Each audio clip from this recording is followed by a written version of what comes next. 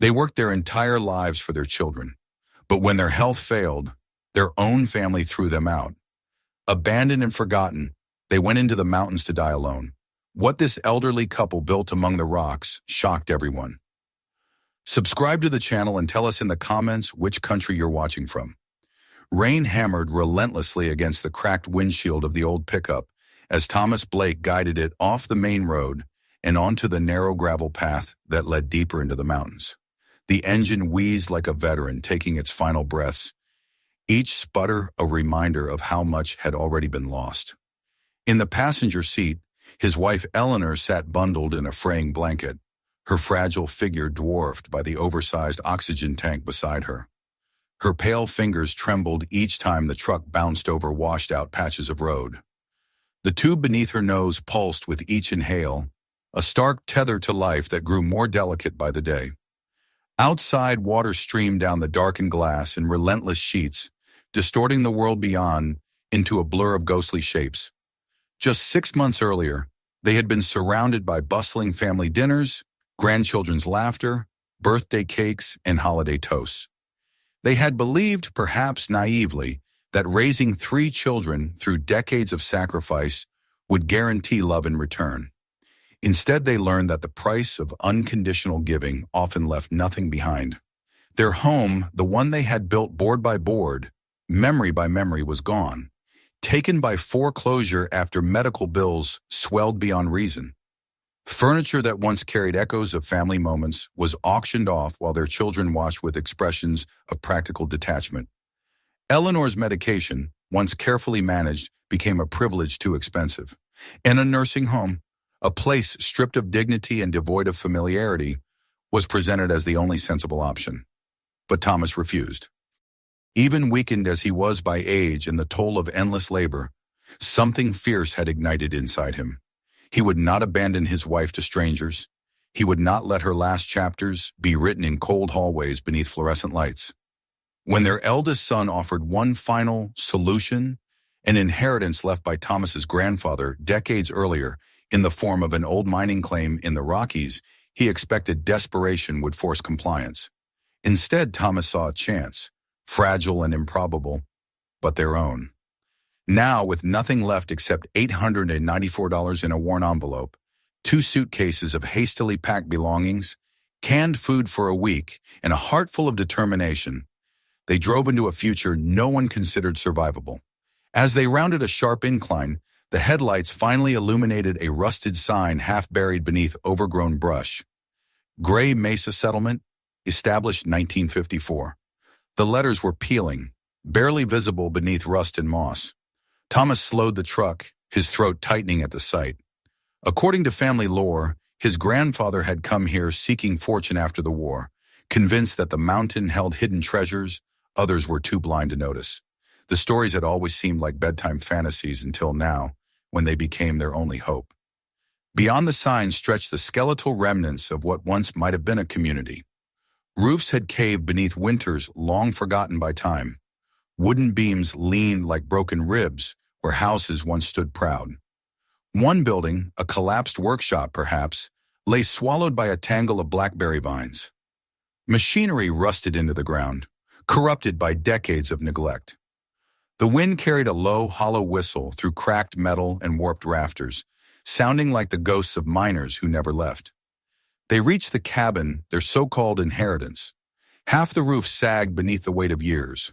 2 windows were missing entirely while a third hung crookedly from a single hinge. The porch, rotting and splintered, groaned beneath the weight of each raindrop. Cold air seeped through the car vents as they parked, the mountain's breath greeting them with unforgiving indifference. For a long moment, neither moved. The future stood before them, crumbling, winter-bitten, almost mocking. Thomas finally stepped out, the rain soaking through his jacket instantly. His boots sank into the mud as he surveyed the ruins of his grandfather's ambition. Fear clawed through his chest, whispering that everyone had been right. But then he looked at Eleanor through the windshield. Her thin shoulders quivered with fatigue, yet her eyes, soft but unbroken, held trust in him. Even now she believed in a life that still belonged to them. He opened her door and helped her down carefully. She gripped his arm with more strength than he expected, her determination outweighing the frailty of her body. They shuffled toward the porch, each step slower than the last. When they reached the door, Thomas pushed it open. Hinges shrieked as though waking from death. Inside, darkness swallowed the space, broken only by the faint beam of his flashlight. The cabin reeked of damp wood and feral intrusion. Snow had piled in mounds where the roof had caved, now melting into icy pools. The small kitchenette was slanted, the sink half detached from the wall. A rusted stove at the center looked like it might collapse with a single touch. Rodent droppings scattered the floor. A shredded old blanket rested in a corner as evidence of long uninvited tenants. The enormity of their situation hit Thomas like a landslide. Exhaustion and despair crashed over him in one unstoppable wave. He lowered Eleanor onto an overturned crate, his hands shaking. He had promised her safety. He had promised her comfort. And yet here she was, exposed to the cold, dependent on a machine that struggled against the thin, dry air. His failures echoed through the hollowed cabin. He buried his face in his hands, shoulders trembling. Then he felt her touch soft, reassuring fingers on his wrist. Eleanor lifted her head, the oxygen tube trembling lightly with each breath. Her voice, though thin, carried a gentle steel. She reminded him without words that this wasn't the end. They had survived layoffs, recessions, medical emergencies, and years of scraping by with little more than the stubborn hope. This mountain would not be the one to break them. Thomas took strength from her conviction. He stood again and began the first task: survival. They returned to the truck for blankets, food, and the few tools they owned. He sealed the broken window with cardboard and a rusted sheet of metal found behind the cabin. He scraped debris from a small corner of the room and set up their sleeping bags atop pallets of wood to avoid the freezing floor. They lit one small propane heater from the truck, rationing precious fuel. Night crept upon them like a silent predator. The wind outside howled with predatory hunger, rattling loose boards and rushing through gaps in the structure. Inside, Thomas and Eleanor pressed together beneath layers of blankets, fighting the cold that seeped mercilessly into their bones. Eleanor's breath rasped in the dark, the oxygen tank vibrating softly with each inhale. Sleep came fitfully. Thomas awoke often to check on his wife, his heart clenching at the sight of her fragile chest rising and falling beneath layered blankets. He told himself that tomorrow would be better, though he didn't yet know how. Morning sunlight tore through the cracks in the collapsed roof, painting the ruined cabin in a harsh white glow. Eleanor stirred with visible difficulty, her lungs protesting the thin, frigid air. Thomas helped her sip a small cup of warm broth. Their supplies already felt dangerously small, each portion a reminder that time was not on their side. He stepped outside to gather firewood, though most wood around the cabin was rotted from years of exposure. The air was thin, each breath sharp and unforgiving. He paused, gazing out over the silent settlement. Beneath the weight of the peaks, the world felt isolating in a way he had never known. Even the earth seemed to pulse with a cold indifference to human suffering. What if their children were right? What if they died here, forgotten and alone? No, he set his jaw. He refused to give the world that ending. He refused to let Eleanor fade in humiliation after all she had endured. The mountain would not take them quietly. In every direction, Thomas saw reminders of his grandfather's persistence, a man who had come to this same place with little more than the stubborn belief. Somewhere on this land, his grandfather had survived years others deemed impossible. Perhaps there was something here after all, something worth discovering, something that might save them. When Thomas returned inside, Eleanor was gazing through a gap in the wall toward the distant ridge. Her expression was unreadable but focused, as though she sensed something calling them forward. She whispered that they could find a way, that this land wasn't simply a place to die, it was a place to begin again. And with that fragile spark of belief, Thomas realized this sanctuary, broken as it was, had chosen them. It had cast away its previous ghosts and offered itself to those desperate enough to rebuild it. The rain outside slowed. The storm clouds thinned, revealing a glimpse of bright sky over the highest summit. It was just enough light to bring warmth not to their bodies, but to the part of their hearts that still dared to hope. Gray Mesa was no longer simply a name on a sagging sign. It was their final chance. It was a test. It was a future carved out of the bones of the past, waiting for those willing to fight for it. Tomorrow, Thomas promised silently, would be the first day of rebuilding. For Eleanor, for dignity, for the life they still refused to surrender. The morning after their first night at Gray Mesa arrived not with hope, but with the punishing clarity of daylight. The storm clouds had dispersed, revealing the harsh reality around them. The peaks stretched upward like colossal guardians carved from ice and stone, and the settlement below sat silent, frozen in a moment of abandonment that time refused to thaw. Thomas stepped outside to greet the day, but the cold air bit fiercely into his lungs, reminding him that every challenge here would be a battle. Yet in that stillness, there was also a strange sense of possibility, as though the mountain was waiting to see whether they would endure. A thin layer of frost hugged the uneven boards of the porch. Thomas tested them with his boot and felt the wood bow under his weight. Repairs would need to begin immediately if they hoped to have even a semblance of shelter before winter's harshest grip tightened. But first he looked back through the broken doorway where Eleanor rested.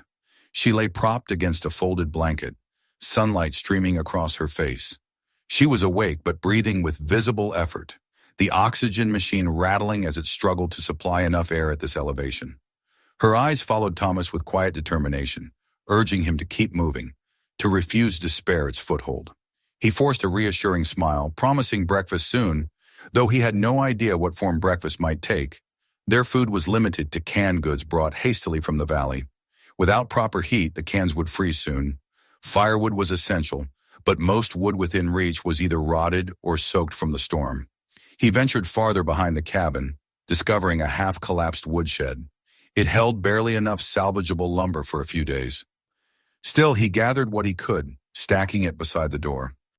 Inside, he attempted to start a small fire in a rust-eaten stove that had seen better decades. Smoke poured back into the room, stinging his eyes before he realized the flue pipe was blocked. Hours passed as he removed debris, patched cracks with strips of metal he scavenged from fallen roofing, and hammered the pipe into a workable angle. When the first wisp of clean smoke drifted upward toward the broken roof opening, he felt a small triumph flicker inside him. It wasn't much, but warmth, real warmth, began to crawl into the cabin like a timid creature testing its surroundings. With heat restored, he returned to Eleanor's side, checking her oxygen tank out of habit. Each breath she took seemed marginally smoother than the night before, though he knew this could change without warning. She forced a faint smile, her voice hoarse from dryness. She joked weakly that at least they couldn't fall any farther. They had already hit the bottom of what life could strip away. Now the only direction was uphill. Her optimism, fragile but persistent, revived the determination in Thomas's chest.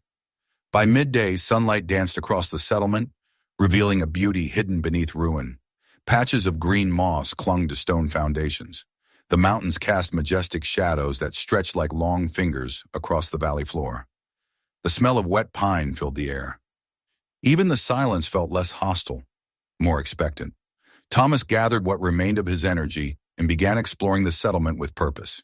If his grandfather had lived here for years, there had to have been a method to his survival. He walked past the cabin's side wall and found remnants of a path leading toward a cluster of decaying structures.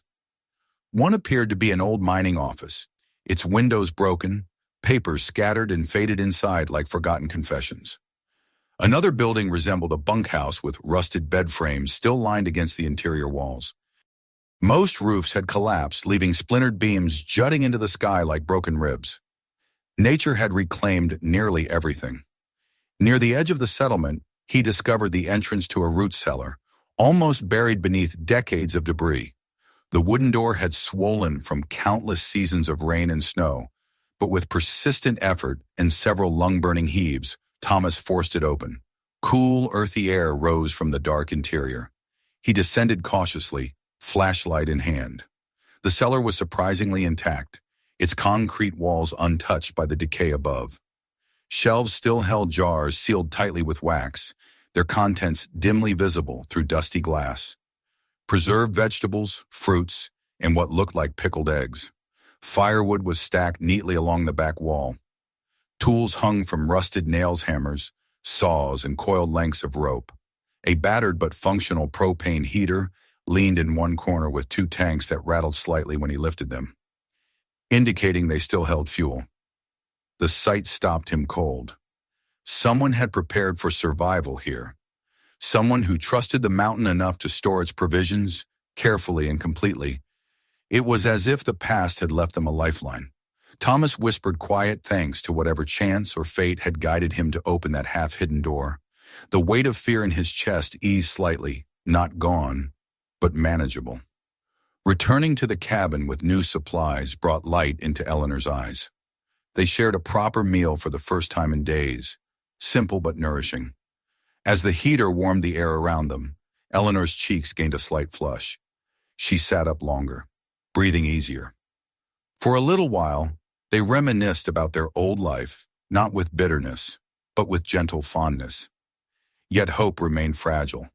Their money was limited, the nearest town nearly 50 miles away through unpredictable terrain, and the mountain's winters were reputedly unforgiving.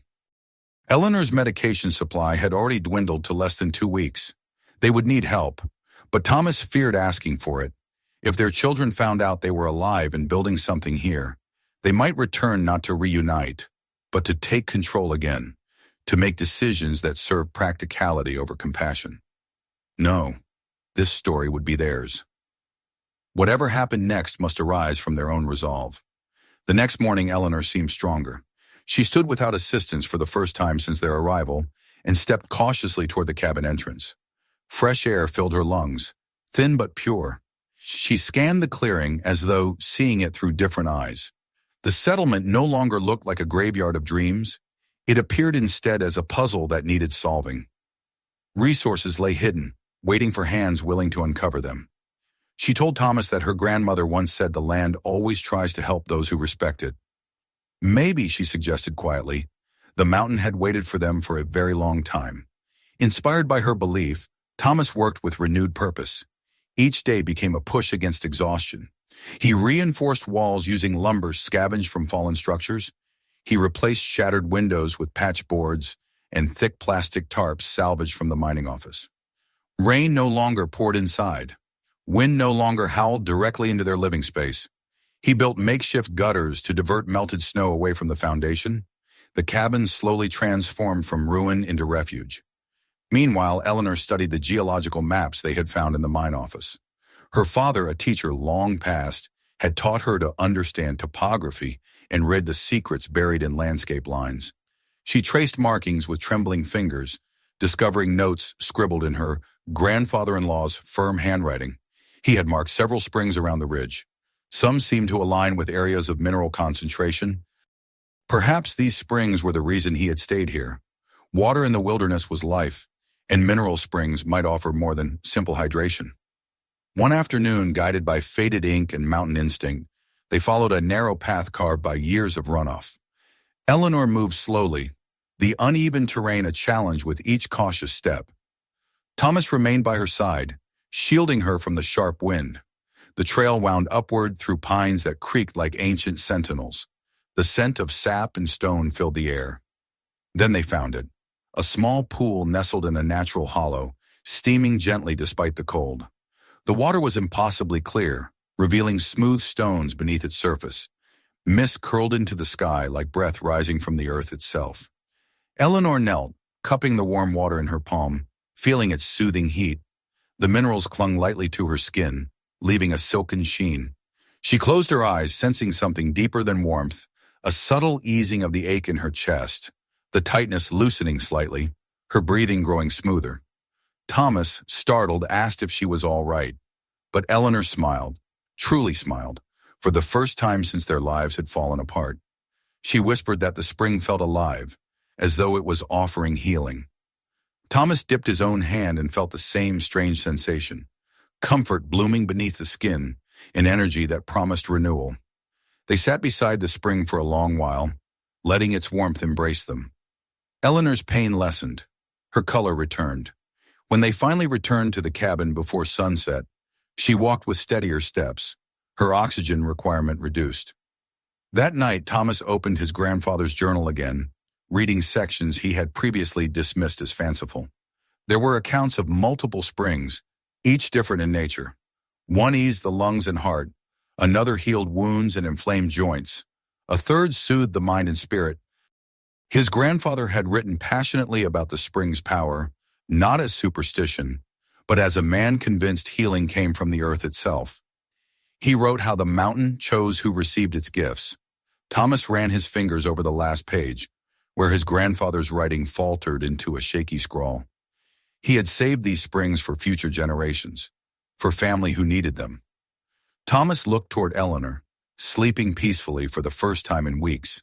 He wondered if his grandfather had known that someday they would come, that one day this land would save them when the world refused to. Days grew into weeks. Eleanor's transformation became undeniable. Her lungs strengthened. Her steps grew sure. She could walk to the spring without needing to stop every few minutes. She began tending a small garden patch near the cabin, coaxing life from soil that had long gone dormant. Plants responded enthusiastically, as though nourished by the minerals that seeped into everything around them. Thomas's own strength returned. Joint pain that had tormented him for years faded as he soaked in warm water at the end of long workdays. He lifted beams with less strain, climbed ladders without the familiar ache that used to follow him everywhere. The mountain, once cruel and merciless, now felt like an ally. The springs did not merely heal bodies, they awakened purpose. Side by side, Thomas and Eleanor rebuilt not just the settlement, but their dignity. They reclaimed pieces of themselves they'd thought were lost to age and abandonment. Yet even as progress blossomed, a shadow lingered. The outside world still existed. Their children still lived comfortably, unaware their discarded parents had been granted a second life. Supplies would eventually dwindle. Winter would return without mercy, and the springs, miraculous as they were, could not solve every problem. Still, as Eleanor stood one evening on the newly repaired porch, gazing across the valley painted gold by the setting sun, she whispered that for the first time in years, she believed tomorrow would come with promise instead of fear. She turned to Thomas, her eyes shining not with frailty, but with hope. They were no longer victims of circumstance. They were pioneers again, two souls refusing to fade quietly. Gray Mesa had begun to feel like home, and the mountain, with its untold secrets buried deep beneath rock and time, seemed ready at last to reveal why it had waited so patiently for someone to return. Summer in the high country did not arrive gently.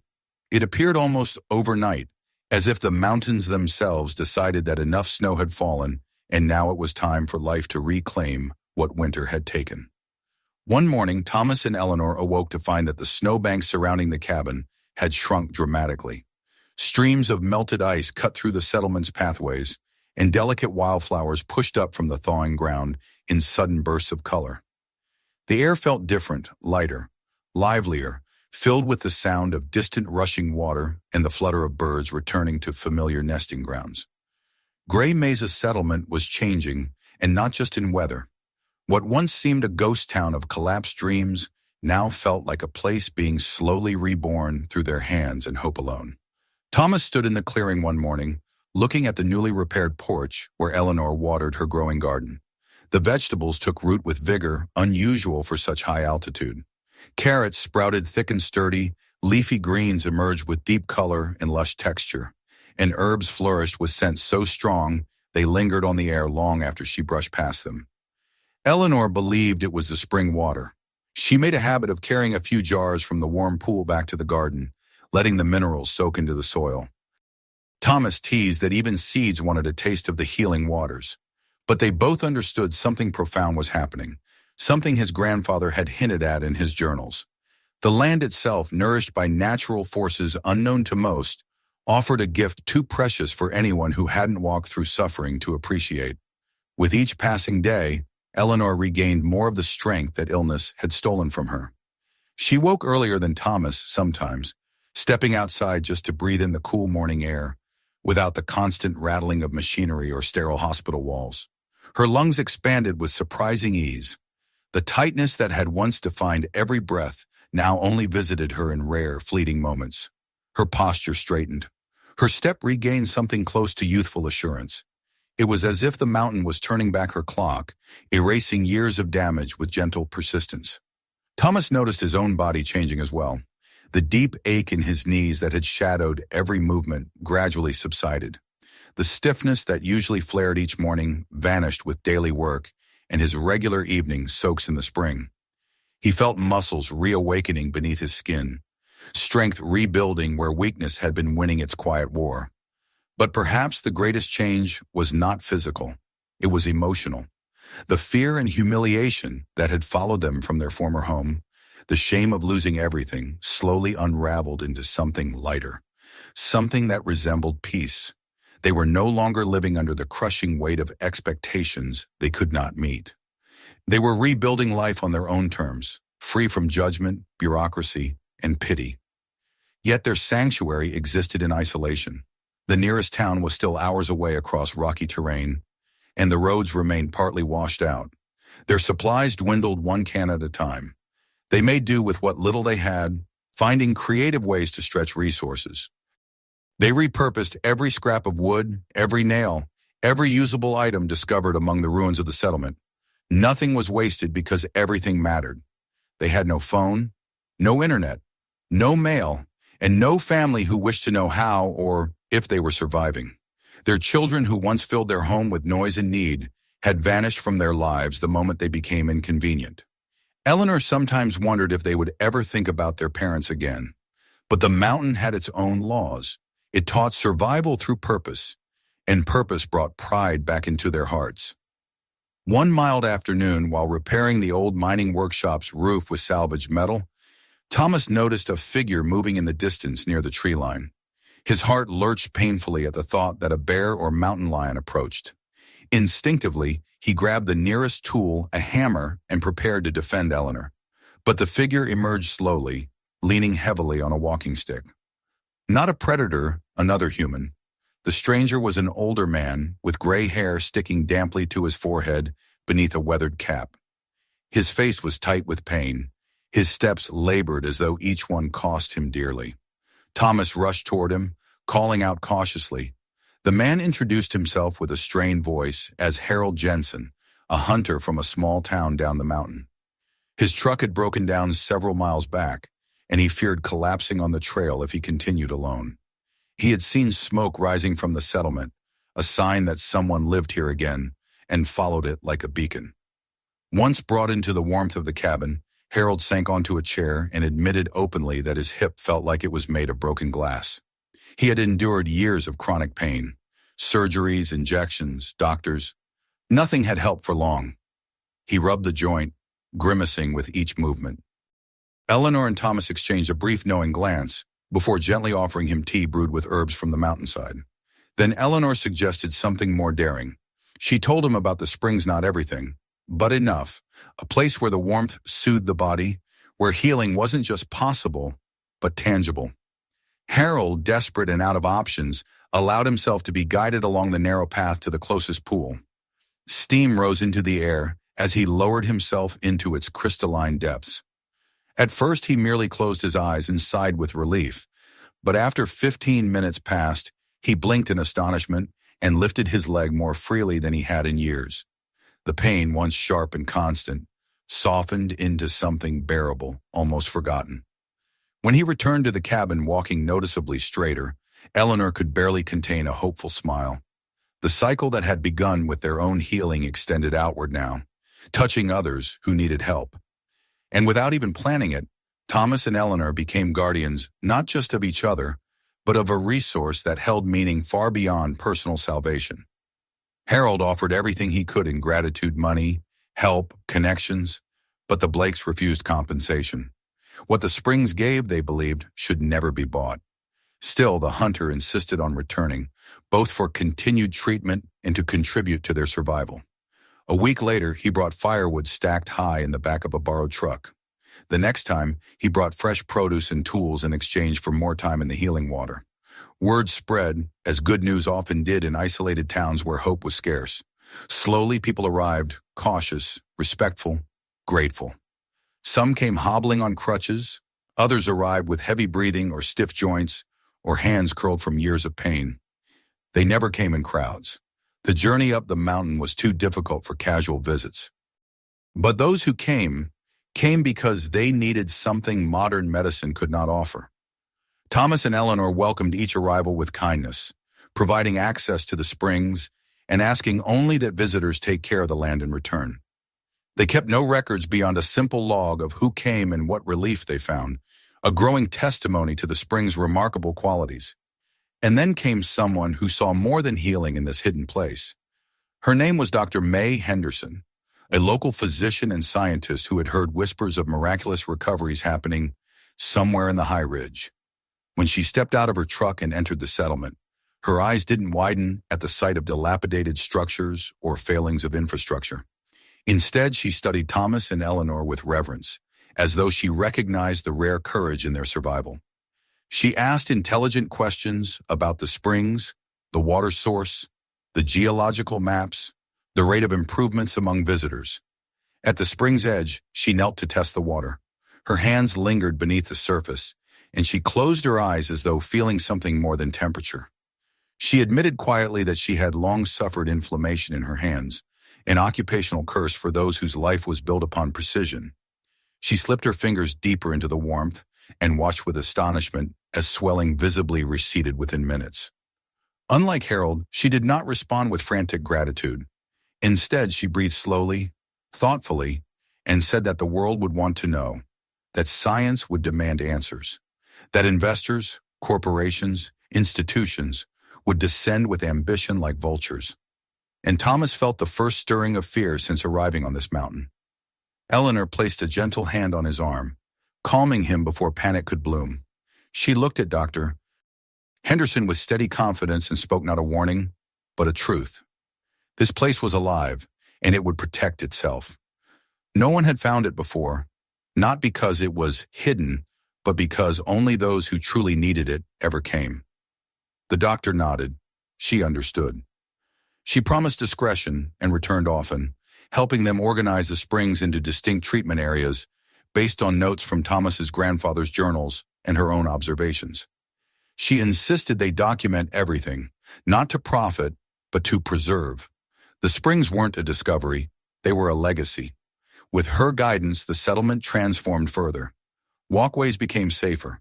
The springs were cleaned and structured with stone borders. Resting benches were built from sturdy timber. The cabin gained improvements, better insulation, functional plumbing from redirected water flow.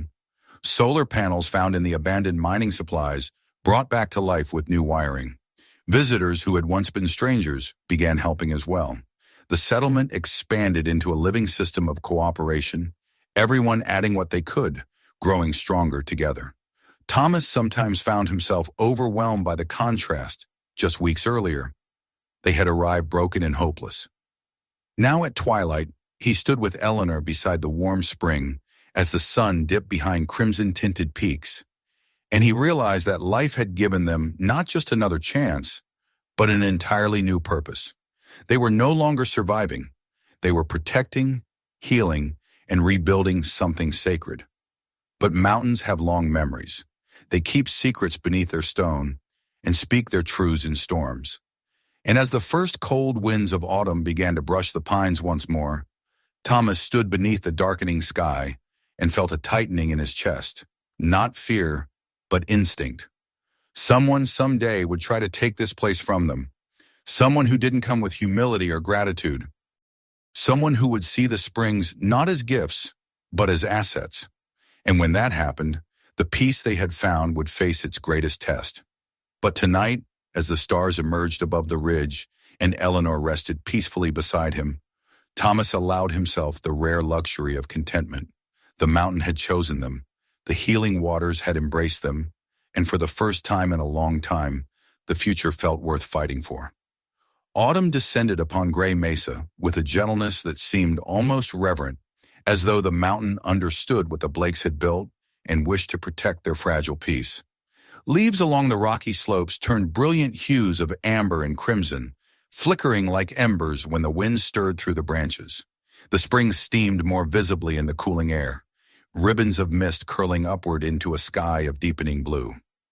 Life pulsed through the settlement in ways Thomas never could have imagined when they first arrived, cold and terrified, all hope hanging by the thinnest thread. Eleanor was stronger than she had been in years.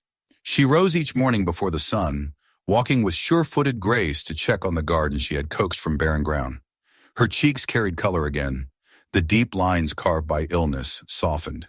Thomas watched her sometimes as she moved through the rows of thriving vegetables, brushing leaves gently aside, humming a song she had nearly forgotten. Her laughter, once a rare sound, now warmed their home like firelight. Visitors continued to arrive, guided not by advertisements or rumors shouted across towns, but by whispers passed quietly among people who understood the sanctity of something that heals without demand or judgment. They came with ailments written in the stiff way they walked or the pain trapped behind their eyes. They left with gratitude that ran deeper than words. Each offered what they could: labor, supplies, simple kindness. Gray Mesa became a haven stitched together by human need and human generosity. Dr. May Henderson's involvement brought new order to the growth. With steady guidance, she helped formalize the sanctuary into something sustainable. She spent evenings hunched over Eleanor's kitchen table with notebooks spread out like wings, drafting records of treatments in progress, documenting the spring's analysis results, and outlining safety protocols for new visitors. The scientist in her thrived, but so too did the healer who finally saw medicine and nature working as one. Yet beneath the steady rhythm of newfound purpose, there remained a quiet vigilance. Thomas knew peace was rarely permanent. The world had a way of punishing miracles when they refused to be commodified. The first sign of disturbance arrived one crisp afternoon, when the sound of engines echoed through the otherwise tranquil air. The familiar rumble of an approaching vehicle should have brought relief. Perhaps Harold coming to help with firewood again, but the tone was wrong. Too polished, too powerful. The kind of engine built for city roads and wealth, not rugged mountain paths. Dust billowed along the trail before a sleek black SUV appeared around the bend, tires crunching over gravel in jarring contrast to the rustic setting. It stopped near the workshop with a precision that felt almost accusatory. Doors opened and out stepped three figures Thomas and Eleanor had not expected to see again, not after months of silence, absence, and abandonment. Their children. Nathan, the eldest, smoothed the front of his tailored jacket as though dust were something beneath him. Melissa adjusted oversized sunglasses perched on her carefully styled hair, and Matthew, their youngest, scanned the surroundings with a mix of confusion and discomfort. They looked painfully out of place, like tourists trespassing into a world they did not understand. Eleanor froze where she stood beside her garden patch. The sight of them cleaved open wounds that the springs could not heal. She pressed a hand to her chest, struggling to steady her breath, not from illness this time, but from a heartbreak she had worked so hard to bury beneath acceptance. Thomas moved instinctively to her side, placing a firm arm around her shoulders, anchoring her in the present. The three siblings approached with expressions that tried to mimic concern, but failed beneath the weight of their disinterest. They began talking quickly, words laced with false worry and thinly veiled judgment. Their mother looked better than expected, though the compliment sounded more like surprise that she was alive at all. Their father had really fixed the place up, though inflations of tone hinted that they assumed someone else must have done the real work. Nathan finally delivered the reason for their visit with the blunt efficiency of a businessman closing a deal. According to him, word had reached the valley that people were being miraculously healed here. Investors were intrigued. Opportunities lurked. They suggested returning to town together to discuss partnership options. They spoke of proper management and maximizing potential in phrases that clung to the air like cold grease. Thomas remained silent long after they finished their neatly rehearsed speech. He stared at the children they had raised, children who had once needed them for everything, who had cried in their arms, who had been held through fevers and nightmares, and wondered how love had been so thoroughly erased by comfort, ambition, and entitlement. Eleanor's gaze trembled with grief, not at their intentions, but at the realization that none of them had come simply to see if their parents were safe, happy, or even alive. When Thomas finally spoke, his voice was not loud. It didn't need to be. Every word was rooted deep in truth, hardened by years of sacrifice. He told them that this place was not a business. It was not a treasure to be mined or a brand to be marketed. It was a sanctuary built from the ruins of their despair, sustained by the mountain and the people who believed healing should be earned through humility, not purchased with greed. They argued, of course. They insisted that their parents were being irrational, vulnerable to delusion, manipulated by strangers. Melissa scoffed that springs could not possibly cure illness. Matthew demanded proof, scientific, measurable, immediately profitable proof. Nathan spoke the words Thomas had feared he would hear, that their children held legal authority to protect them from poor decisions made in a state of desperation. But whatever power the children once held over their hearts had dissolved with the first winter storm on the mountain. Thomas told them calmly that neither he nor Eleanor belonged to them anymore. They had chosen to cast their parents aside when they were seen as burdens. Now the Blakes chose something better than parental obligation or societal expectation. They chose a life rooted in purpose. The confrontation escalated until it was clear they would find no common ground. The children left in a storm of indignation, their departure marked by spinning tires and a trail of dust that hung in the air long after their SUV disappeared. Eleanor watched the dust settle, tears streaking silently down her cheeks. Thomas held her, whispering gently that they were not alone. Their true family, the one shaped by choice rather than blood, had grown from the very mountainside. That night, the sky darkened earlier than usual. Thick clouds rolled over the peaks, heavy and angry. Wind howled like a warning, rattling newly repaired shutters and pushing against the cabin walls. Rain began to pour, not in drops but in violent sheets that hammered the ground without pause. Lightning split the sky, striking the ridge with blinding force. It was a storm unlike any Thomas had seen here, a furious reminder of nature's power and unpredictability. The springs gushed more intensely, fed by torrents rushing from higher elevations. Thomas and Eleanor rushed outside despite the danger, securing tools, supplies, and anything else the wind threatened to tear away.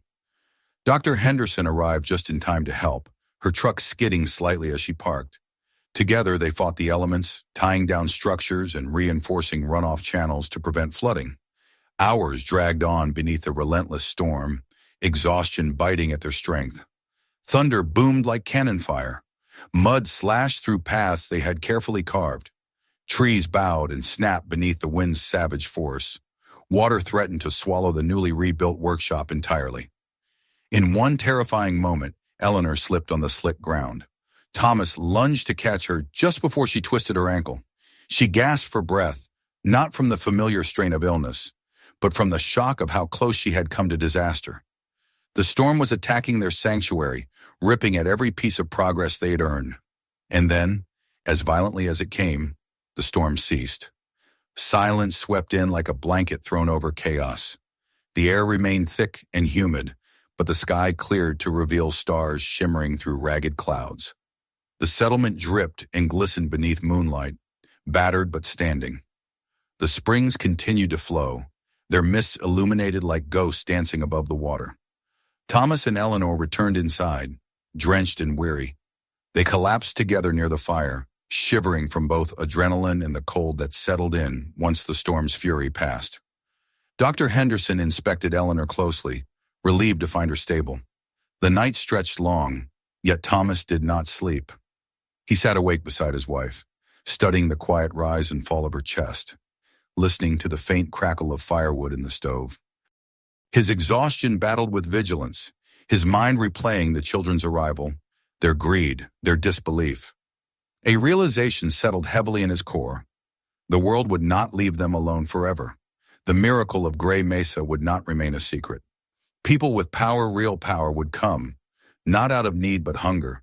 They would see healing not as a blessing, but as a commodity, a resource to exploit. And the next battle would not be against nature's wrath, but human ambition. Yet despite the dread coiled within him, Thomas felt a fierce certainty take root. They would fight not with violence but with unity, resilience, and truth. The mountain had given them back their lives. They would defend it with everything they had left.